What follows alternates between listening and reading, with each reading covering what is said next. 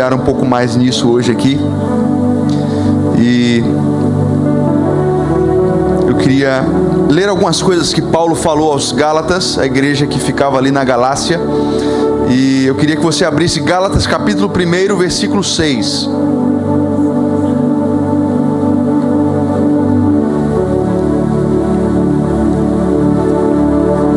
Gálatas 1,6 fala assim, olha só: admiro-me de que vocês estejam abandonando tão rápido aquele que os chamou pela graça de Cristo para seguirem outro evangelho. Olha só isso aqui, outro evangelho, que na realidade não é o evangelho. O que ocorre é que algumas pessoas os estão perturbando, querendo perverter o evangelho de Cristo. Mas ainda que nós, olha a seriedade disso que Paulo vai falar, ainda que nós, ou um anjo do céu, pregue um evangelho diferente daquele que lhes pregamos, que seja amaldiçoado. Como já dissemos, agora repito: se alguém lhes anuncia um evangelho diferente daquele que já receberam, que seja anátema, que seja amaldiçoado.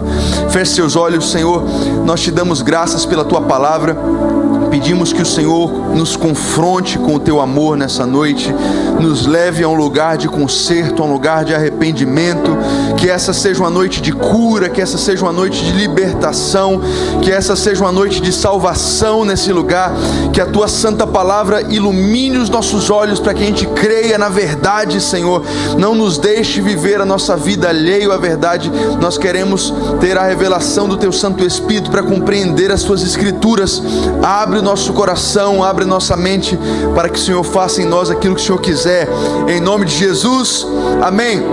Não sei se você está com um pouco de sono, mas eu queria te encorajar a falar um amém mais poderoso aí. Será que você pode dizer amém com mais força? Amém. Acorda o irmão que está do seu lado aí com esse amém, e vamos meditar na palavra. Olha só, como vocês puderam ver, o negócio foi meio sério aqui, nesse contexto, nesse diálogo de Paulo com a igreja que estava na Galácia. Não sei se você sabe, não sei até onde você já se aprofundou no conhecimento das Escrituras. Talvez nós tenhamos aqui irmãos que já conhecem um pouco mais, irmãos que já caminharam mais na fé, que já estudaram um pouco mais da Bíblia, e talvez irmãos que estejam caminhando. Talvez tenhamos aqui pessoas, inclusive, que nem são cristãos. Você é muito bem-vindo aqui nessa noite.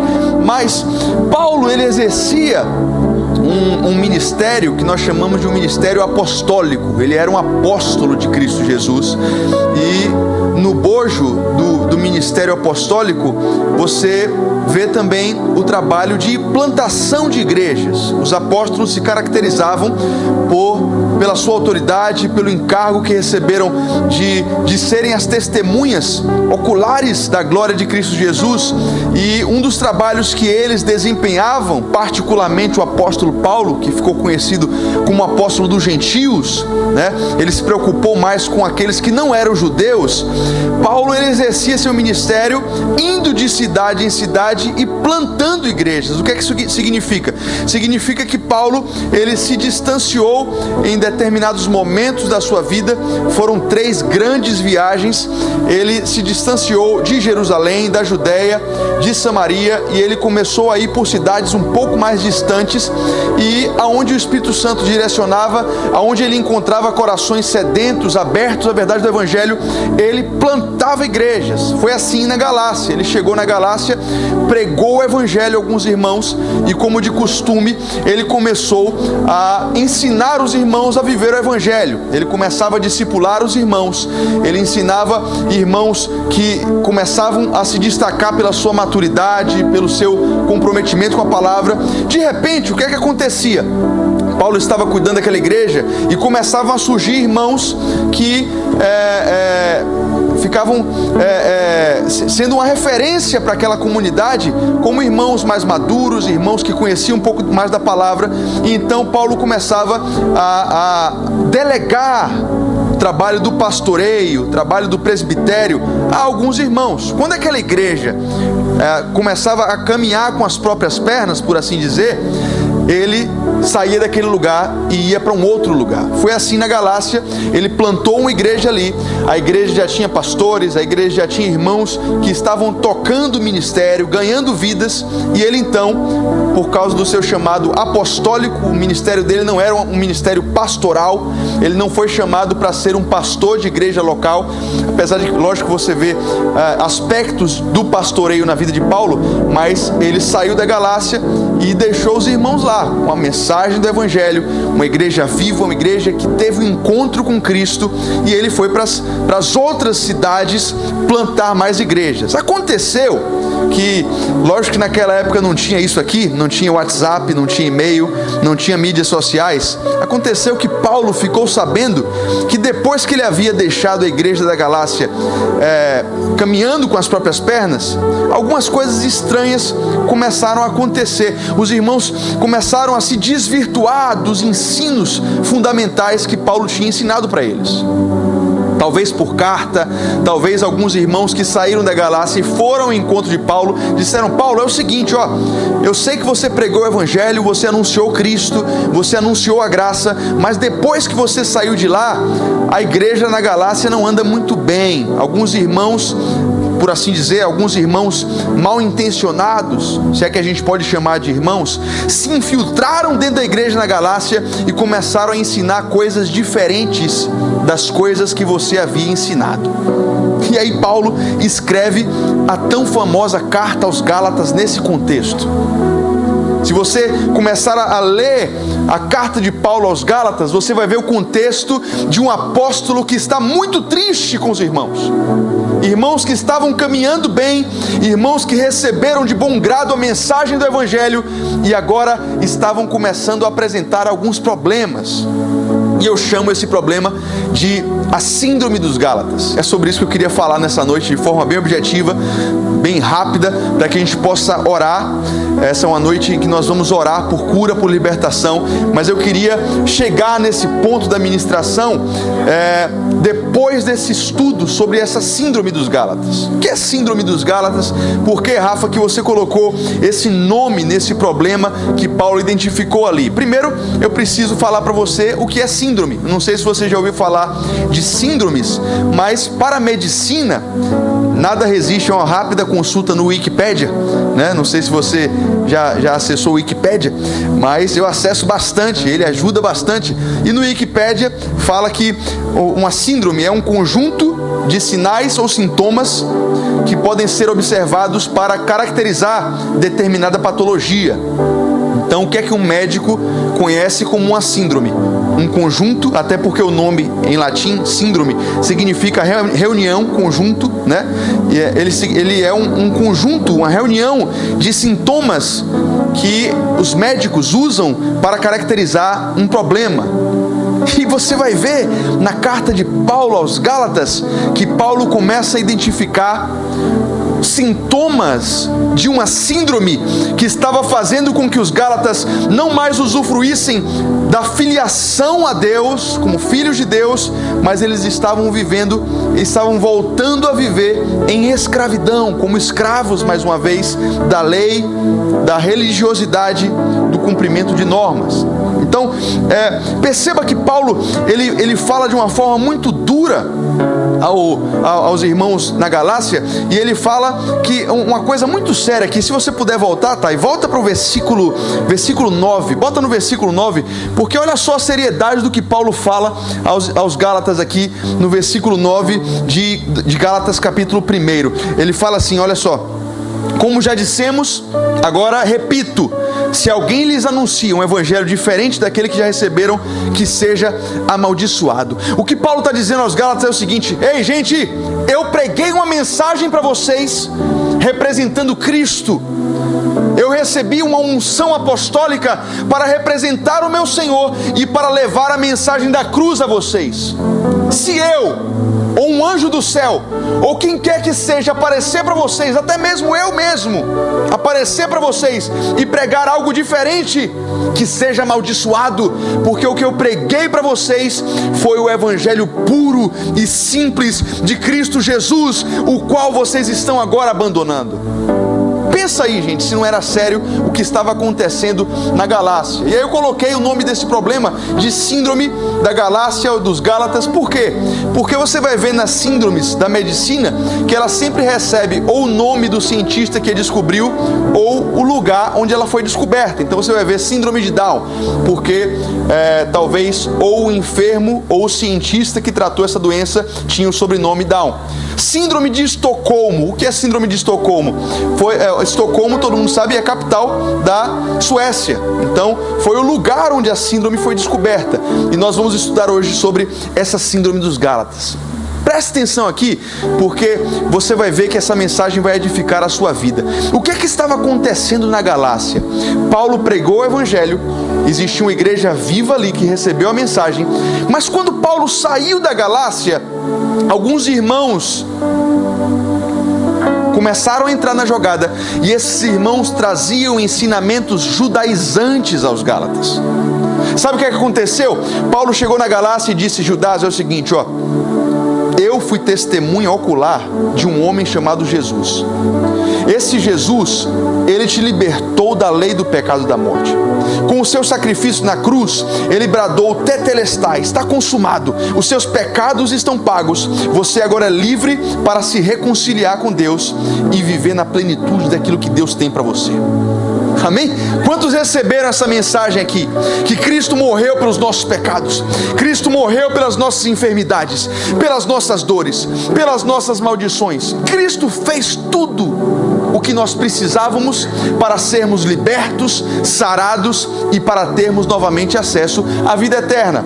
Paulo sai da Galácia e aí chegam irmãos miseráveis, irmãos entre aspas, porque você vai ver depois que não tinha nada de irmãos, eram lobos em pele de cordeiro, que chegavam para Judásio e diziam: Judásio, a obra de Cristo é linda, não é, meu irmão? Mas você sabia que além da obra de Cristo, você ainda precisa se circuncidar?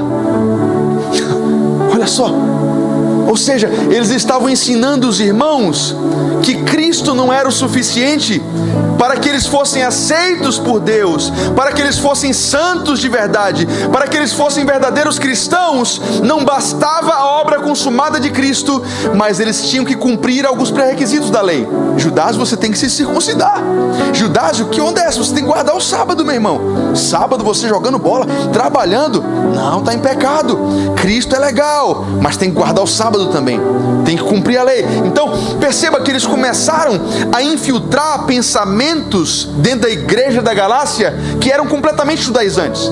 Olha, sabe aquela festa que está lá na lei de Moisés?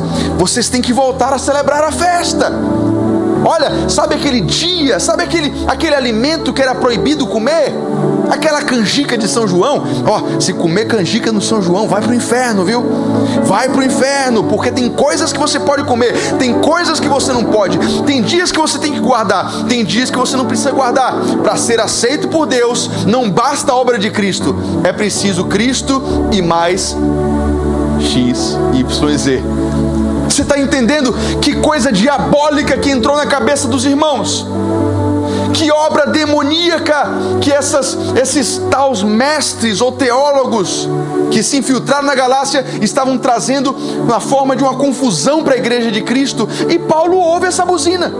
Chega aos ouvidos de Paulo o seguinte: Paulo, você pregou o evangelho, mas agora os caras estão voltando para a lei. Eles estão dizendo que Cristo não é mais o suficiente. E aí começou a síndrome dos Gálatas.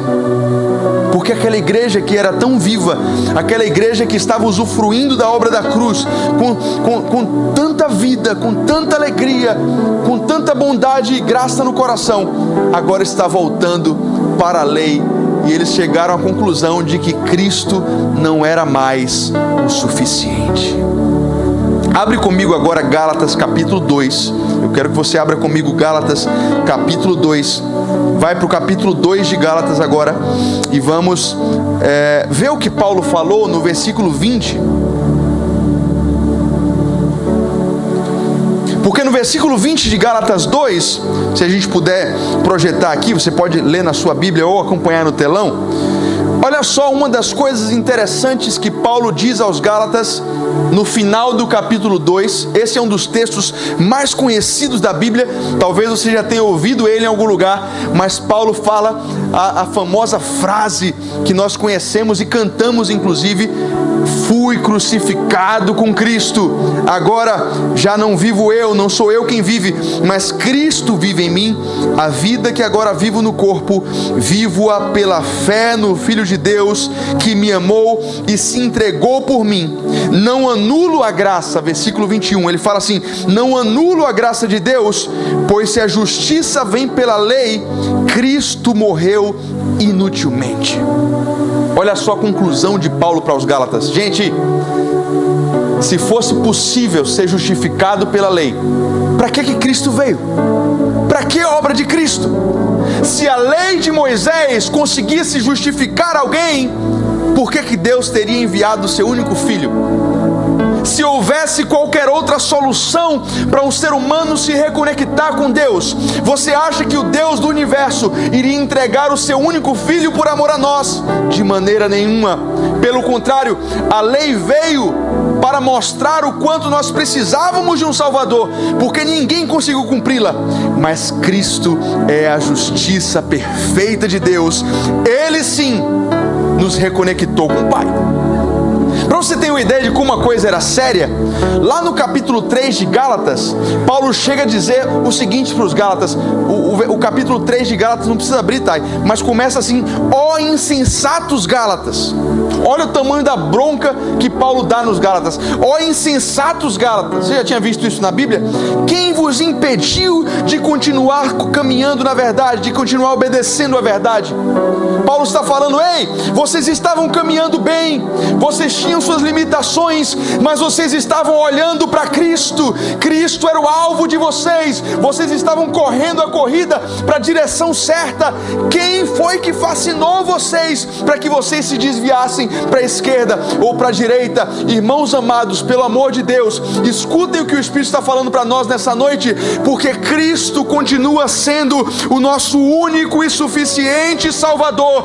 Não existe nada que você possa fazer, não existe dízimo que você possa dar, oferta, bondade, doação aos pobres, que vai fazer você ser aceito por Deus. Só existe uma coisa que faz com que o ser humano seja aceito por Deus, o ser humano pecador, que vive distante de Deus. Só existe um caminho: Cristo, Cristo, Cristo, Cristo. A fé em Jesus é que possibilita a restauração de todas as coisas. É interessante porque a síndrome dos Gálatas é algo que é muito fácil de nós vivermos. Sabe por quê, amados? Porque geralmente é muito difícil você encontrar alguém que entende com precisão o que significa a graça de Deus. Geralmente é como se fosse uma gangorra. Nós estamos pendendo entre um legalismo, entre a religiosidade, entre a justiça própria e o liberalismo total, a libertinagem total. Raramente você vê um cristão que consegue entender a graça de Deus de uma forma equilibrada. É mais ou menos como se fosse, entenda essa gangorra que eu quero passar para vocês, essa ideia aqui.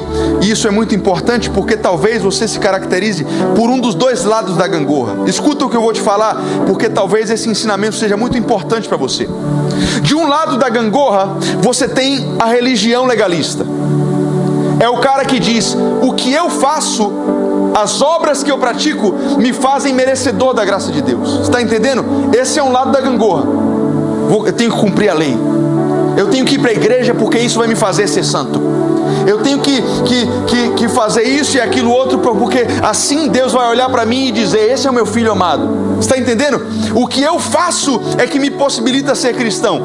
Aí você tem o outro extremo da gangorra, o outro extremo do pêndulo. Não precisa de nada disso. O amor de Deus me alcançou e a graça dele me alcançou de tal forma que não importa o que eu faço ou o que eu decido, a graça de Deus vai sempre me alcançar. Não importa o pecado que eu cometer, não importa a minha negligência, não importa a minha desobediência, não importa nada que eu fizer, eu não estou nem aí, porque a graça de Deus vai me alcançar. E os dois pensamentos são pensamentos pagãos.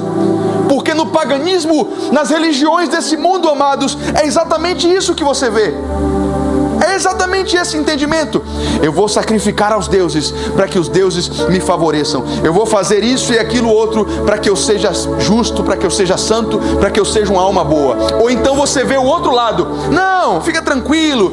Todos os caminhos levam a Deus. Todo mundo no final das contas vai ser salvo. Você está entendendo? E a graça de Deus é o entendimento de que sim, eu fui liberto da lei e eu fui aceito em Deus por meio do sacrifício de Cristo. Mas não é por isso que eu vou pegar a graça de Deus e viver em libertinagem, continuar pecando. Pelo contrário, a graça agora me possibilita a andar como uma nova criatura. A graça só faz sentido para mim porque eu sei que o evangelho da graça é o mesmo evangelho do reino. Existe a graça sim, mas a graça agora me possibilita fazer parte de um reino que tem um rei. E se tem um rei, eu me submeto ao senhorio e à vontade dele. Isso é graça. A graça não é uma credencial para eu pecar. A graça não é uma credencial para eu viver da minha maneira. Não, não, não, não, não. A graça me possibilita fazer o que a lei não me possibilitou. A vontade do meu Pai. O meu Pai quer isso. Pela lei eu não consigo. Pela graça agora eu consigo. Pela lei eu não consigo não adulterar. Porque na verdade eu descubro que se eu penso dentro da minha cabeça eu já adulterei. A graça me possibilita em Cristo Jesus. Porque não é pelos meus méritos, mas pelo mérito daquele que foi obediente até a morte, morte de cruz. Na lei eu não consigo deixar de ser homicida, porque eu posso até não matar no exterior, mas na minha mente eu tenho raiva, eu tenho ódio, eu tenho sede de vingança. Mas a graça me possibilita em Jesus, porque Jesus é aquele que me religa, me reconecta com o Pai. E agora em Cristo eu sou uma nova criatura. As coisas velhas ficaram para trás e agora eu sou uma nova criatura, que a cada dia estou descobrindo essa nova natureza, tirando as roupas velhas do velho homem e trocando pelas roupas novas do meu novo ser, do meu novo DNA, da minha nova natureza, que é idêntica à natureza do meu Pai. Alguém pode dar um glória a Deus por isso aqui? Pode aplaudir ao Senhor Jesus.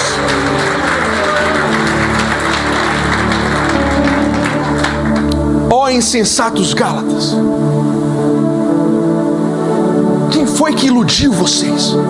E aí eu quero concluir essa mensagem trazendo 3 antídotos que podem nos afastar dessa síndrome e fazer com que a gente não caia no mesmo erro dos Gálatas.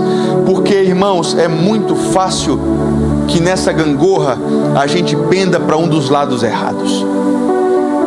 E o primeiro antídoto que você precisa saber e conhecer e continuar conhecendo daqui à eternidade é o Cristo. Diga comigo, o Cristo. O que eu quero dizer com esse primeiro antídoto? Na verdade eu quero dizer que o primeiro aspecto que eu quero trazer para você nessa noite é que se você não quiser cair no erro dos Gálatas, você precisa conhecer quem é Jesus. Quem é Jesus para você? Nós lemos no texto, bota por favor, tá aí o último texto que nós lemos, Gálatas 2:20. Gálatas 2:20. A Bíblia diz: eu fui crucificado com Cristo, assim já não sou eu quem vivo, mas Cristo vive em mim. Isso aqui é o discurso do cristão, é a vida do crente, tá? Não sou eu quem vivo. Eu vivo a partir da cruz. Eu, Rafael, aquele Rafael que fazia sua própria vontade, que vivia de forma independente de Deus, não existe mais, ele morreu. Aquele Rafael que era dono do próprio nariz, sabe quando você era do mundão, soberbo? Não, eu que mando da minha vida. Não, mal sabia você que era escravo do pecado. Mas você é escravo do pecado e você acha, não, eu sou o maestro da minha vida. Ó, a soberba. Eu sou eu sou o Senhor de mim mesmo. Até parece que foi você que escolheu quando nascer. Até parece que é você quem escolhe o dia que você vai morrer. Até parece que você na verdade não é um escravo do pecado, que na verdade não consegue se libertar sem o poder de Deus. Mas a gente pensa que é Senhor do nosso próprio nariz. Mas agora o meu entendimento é esse. Não. O meu eu, a minha própria vontade, a centralidade do homem foram crucificadas na cruz com Cristo Jesus. E agora não sou eu quem vivo, mas Cristo vive em mim.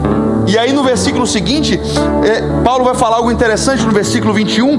Eu não anulo a graça de Deus, pois se a justiça vem pela lei, Cristo morreu inutilmente. E a gente sabe que a justiça não veio pela lei. E veio por quem então? Por Cristo Jesus. Sabe por quê? Porque Jesus é o cumprimento perfeito da justiça de Deus. Quando você olha para Jesus, e a gente tem algo que os nossos irmãos do Antigo Testamento não tiveram.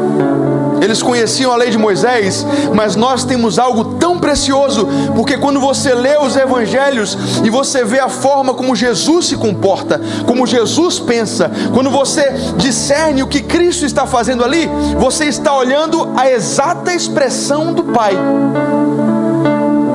Você quer saber como Deus trata as enfermidades? Olha para Jesus, como é que Ele tratava. Você quer saber como Deus trata o pecado? Olha para Jesus. Você quer saber como Deus ama o pecador? Olha para Jesus, como é que Ele tratava o pecador. Você quer saber qualquer coisa a respeito de Deus? Olha para Cristo, porque está escrito que em Cristo está a plenitude da divindade. Se você está olhando para Jesus, você está olhando para uma expressão exata de quem Deus é. Você entende quem é Jesus? Você consegue entender o que Ele representa para nós? Então, esse é o primeiro ponto para que nós não caiamos no erro dos Gálatas. Entender quem Cristo é. Entender a obra do Cordeiro. Entender o que Jesus é para mim. Entender que quando eu olho para Jesus, eu posso imitá-lo 100%, porque o meu desejo é ser exatamente como meu Pai é. E isso eu descubro como é olhando para o meu Senhor. Cristo é tudo para nós. Cristo é o nosso maior exemplo. Se você quer saber qualquer coisa sobre a vida, olha para Jesus. Se você quer ser um bom marido, cara, olha como Jesus trata a sua noiva, a igreja. Se você quer saber como ser um bom filho, olha para Jesus, como Ele tratava a sua mãe terrena. Se você quer saber qualquer coisa sobre como se comportar, quais decisões tomar, olhe para Jesus. Jesus é Deus em forma de homem, dizendo: é assim que eu quero que vocês vivam. É assim que vocês vão passar a ser agora, porque eu, na verdade, sou o primogênito de uma família de muitos irmãos que são semelhantes a mim. Então, Cristo e o entendimento de quem Ele é o primeiro antídoto para que nós não caiamos no mesmo erro que os Gálatas caíram. Segundo antídoto, segundo entendimento que é necessário ter, e mais do que entendimento, um princípio imutável que nós devemos ter, é o entendimento a respeito da cruz. Se em primeiro lugar eu trago a realidade de Cristo e quem Ele é, eu diria para você que, se você não quiser falhar nisso, você precisa entender o que a cruz significa. Isso é muito sério.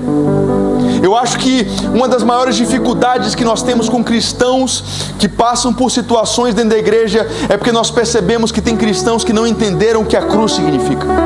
Jesus não estava brincando quando Ele disse: vocês querem me seguir? Só existe uma maneira. Quem quiser vir após mim, negue-se a si mesmo, tome a sua cruz e siga-me. Se você quiser me seguir, se você quiser ser meu discípulo, você tem que fazer exatamente o que eu fiz. E o que foi que eu fiz? O que eu fiz foi: eu vim para a terra não por minha vontade, mas pela vontade do meu Pai. E eu tomei o cálice da ira pela vontade do meu Pai. E eu tomei a cruz pesada e fui até o fim, obediente até a morte, porque era a vontade do meu Pai. Quando você entende a cultura da cruz, você entende que a sua vontade morreu, e agora o que importa é a vontade do Pai que nós tanto amamos. Esse casamento não está dando mais certo para mim não, sabe? O que é que eu estou ganhando com esse casamento? Olha o pensamento do mundo hoje. Esse é o pensamento do sistema, que nos influencia com as suas novelas, com o Netflix, com a sociedade, nas escolas, nas faculdades, nos nossos centros profissionais. Cara, pensa bem, por que você está insistindo nessa família maldita? Larga essa mulher. O que você está ganhando com isso? Qual é o seu lucro? Cara, o meu lucro é fazer a vontade do meu Pai que está nos céus. O que importa é que o meu Pai ama a minha família. E não importa o que eu sinto ou o que eu estou ganhando, o que importa é o que Ele quer, porque Rafael morreu, Cristo vive em mim. Vocês estão entendendo, gente? Qual a importância da cruz na nossa vida? Para pensar, o que foi que aconteceu com você quando Jesus estava na cruz do Calvário? Sabe o que aconteceu com você? Quando Ele estava com seus braços pregados na cruz, a Bíblia diz que Ele pagou um preço alto pelas suas vergonhas, pelas suas maldições.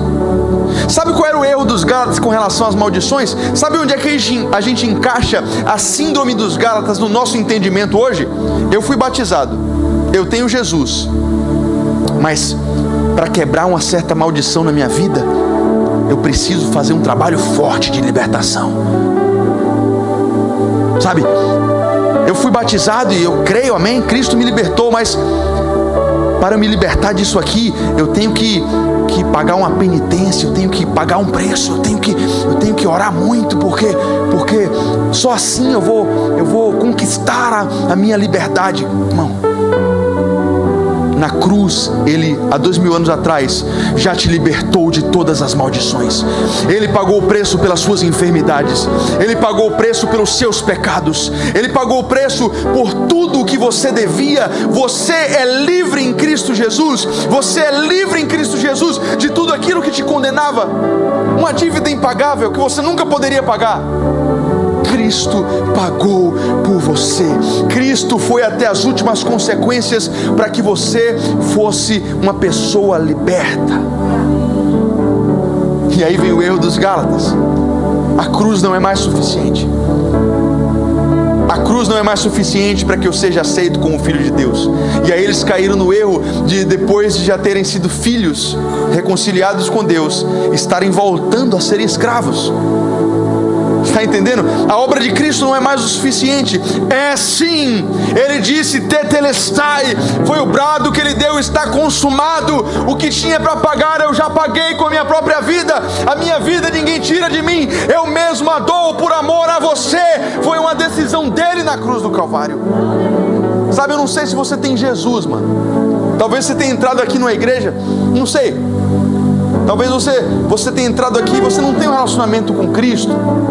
Talvez você tenha consciência plena na sua cabeça de que você ainda é um escravo do cigarro, da insônia, da depressão, escravo do dinheiro, escravo do sexo. Existe libertação para você na cruz do Calvário. Existe libertação total e completa para você. Basta tão somente que você creia em Cristo Jesus nessa noite, no seu coração, e com a sua boca confesse: Jesus Cristo é o Senhor da minha vida. A salvação para você na cruz. E o terceiro antídoto, terceiro entendimento que eu queria compartilhar com vocês nessa noite, e que vocês precisam entender muito bem, é a respeito da graça. O entendimento a respeito do Cristo, o entendimento a respeito da cruz, o entendimento a respeito da graça. Mano, não sei se você consegue entender a dimensão da graça de Deus, mas a Bíblia diz que nós éramos inimigos de Deus. Sabe, a questão não é que nós éramos serizinhos que Deus nem se lembrava. Não, não, não. A Bíblia diz que nós éramos inimigos dele. Éramos filhos da desobediência. E nessa situação, Deus olha para nós e prova o seu amor. É assim que está escrito, se não me engano, 2 Coríntios 5. Esqueci agora. Deus prova o seu amor para conosco em que Cristo morreu por nós, sendo nós ainda pecadores. Esse é o amor de Deus. Eu imagino João escrevendo o seu evangelho, quando chega no capítulo 3. Sabe, eu gosto de imaginar, foi um ser humano que escreveu o evangelho segundo João. Chega no capítulo 3, eu imagino João tentando pensar assim. Lógico que ele estava sendo inspirado pelo Espírito Santo, mas eu imagino ele pensando: cara, como é que eu vou descrever o amor de Deus? Eu vou comparar com o amor de uma mãe? Não dá, é maior, por incrível que pareça. Eu acho que não existe de forma humana um amor maior do que o amor de uma mãe. Mas não é isso, é maior. O amor de um marido com uma mulher, o amor de um filho com... Não dá. E aí chega em João 3,16, acho que João chorando, depois de umas 2 ou 3 semanas, ele fala: porque Deus amou o mundo de tal maneira que entregou o seu Filho único, para que todo aquele que nele crê não pereça, mas tenha vida eterna. Acho que João disse: mano, não dá para comparar com nada que vocês tenham visto. Só dá para dizer que foi de tal maneira que ele entregou o seu único Filho por amor a nós. Essa é a graça de Deus. Quando a lei veio sobre nós, a lei não é algo ruim. A Bíblia diz que a lei é algo bom, até porque foi o próprio Deus quem trouxe para nós a lei. Mas a lei nos mostra o quanto Deus é santo e nós somos pecadores. Quando a graça chegou, a graça nos mostrou o quanto Ele nos ama. Quando eu olho para a lei, eu descubro o quanto Deus é santo, e isso gera temor. Óbvio, porque eu não sou, Ele é. Mas quando eu olho para a graça, eu descubro que Deus é bom, e isso me faz me aproximar dEle. São 2 aspectos inseparáveis, porque você só entende a graça quando você entende a lei. Tanto é que Cristo, Ele disse que Ele é o cumprimento da lei. Ele é o cumprimento da lei. É necessário que nós olhemos para a lei para entender o que Cristo fez. Mas deixa eu te falar, quando você olha para a lei, você diz: cara, eu não posso me aproximar de um Deus desse, porque Ele é muito santo para mim. Mas aí vem a graça e diz: apesar dele ser santo demais para se relacionar comigo, Ele é tão bom que por meio do sacrifício do seu único Filho, Ele possibilitou esse reencontro. Existe um grande erro nos Gálatas de terem se esquecido da eficácia dessa obra. E eu queria finalizar essa noite, essa meditação, pedindo que você abrisse uma pregação. Eu não sei quem escreveu, ninguém sabe, mas está lá em Hebreus capítulo 10. Abre comigo Hebreus capítulo 10. E eu queria te lembrar o poder dessa obra que Cristo fez por nós.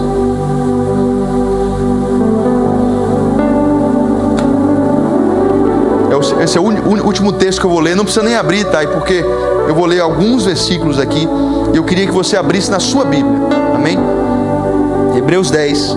Eu vou ler na NVI.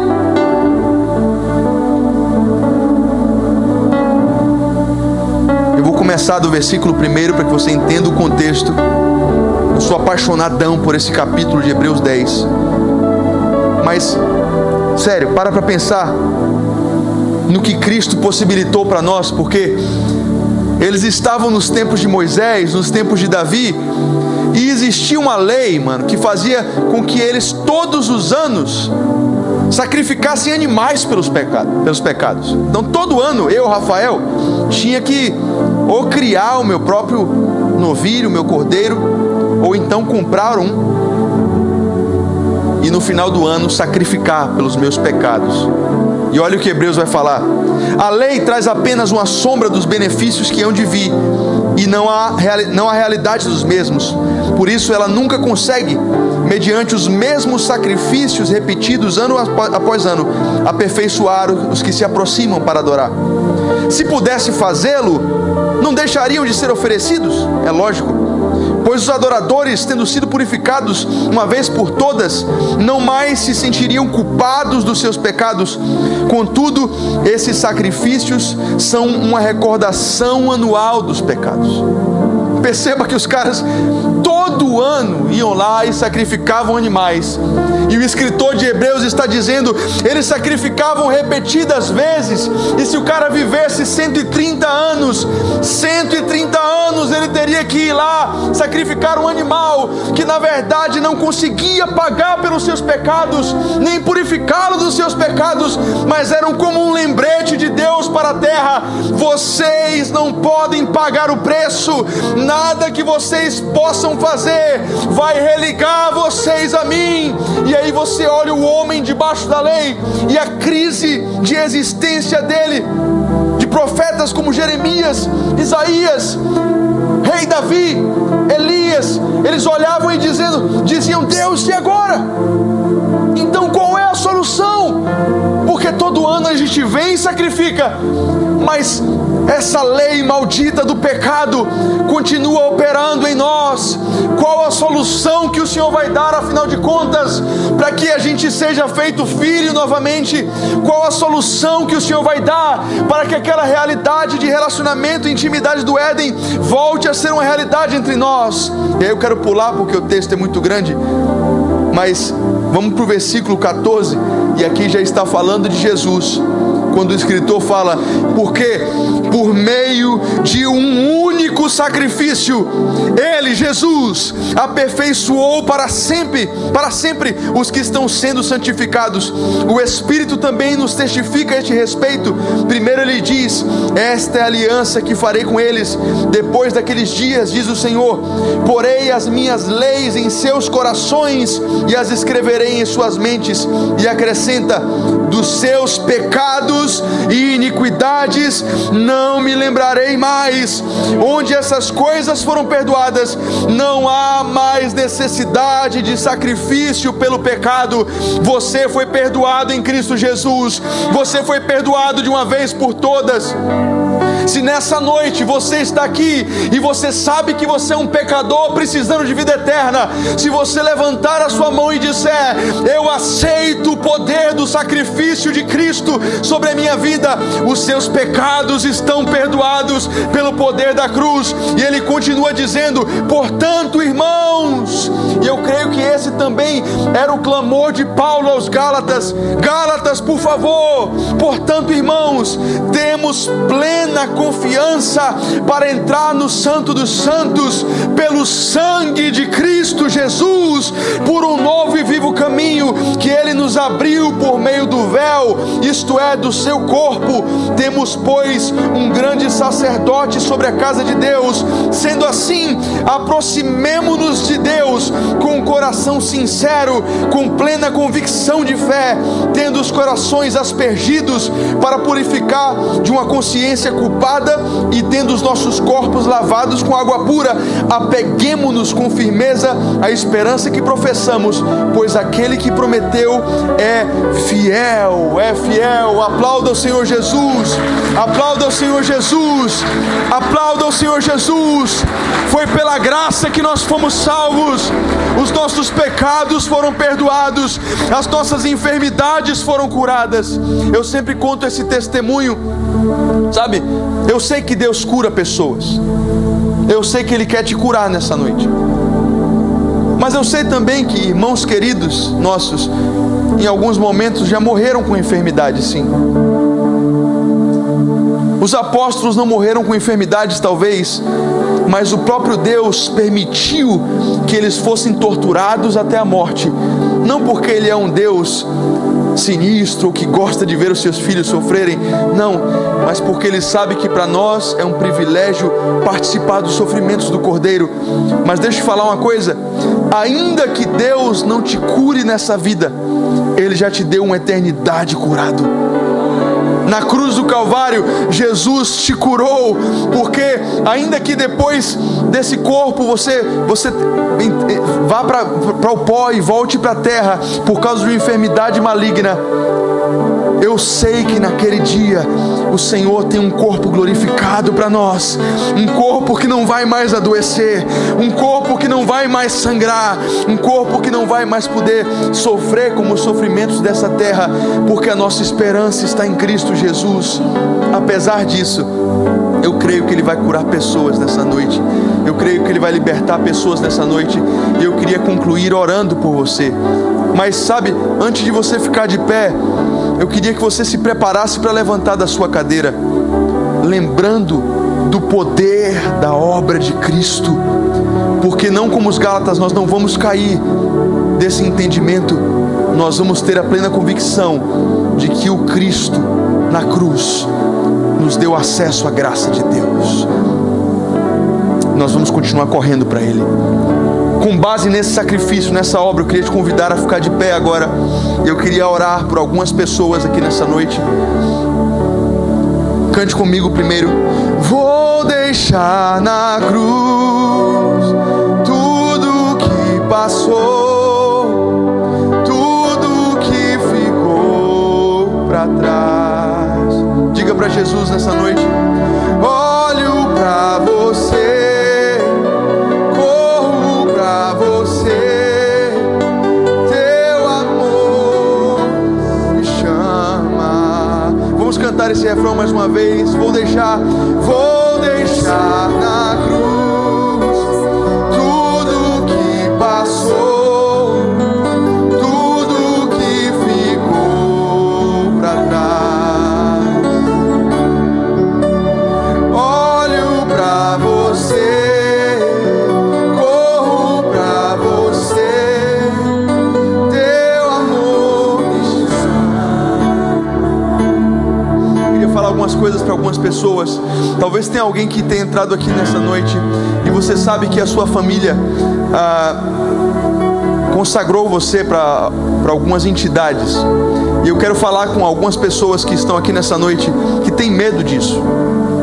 Sabe, eu não sei para quem que eu estou falando isso, mas eu sinto de falar isso para pessoas que passam por uma situação que eu vejo constantemente aqui dentro. Pessoas que fizeram pactos, alianças com entidades muito fortes e têm medo de se libertar disso, porque elas pensam assim: cara, se no dia que eu descumprir esse pacto, descumprir essa aliança que eu fiz, eu vou ser morto. Essas entidades vão cobrar de mim o pacto, a aliança de sangue que eu fiz.